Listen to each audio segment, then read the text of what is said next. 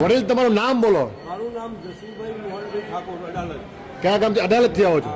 કેટલા વર્ષે મા મોગલની કૃપાથી?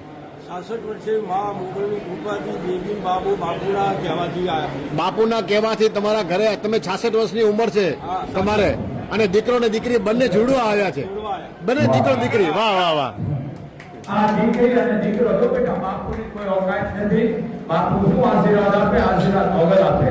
અને 8 વર્ષની જીત કોઈ ચમત્કાર નથી. આપણે તને વિશ્વાસ તો દીધા છે, કોઈ ચમત્કાર નથી.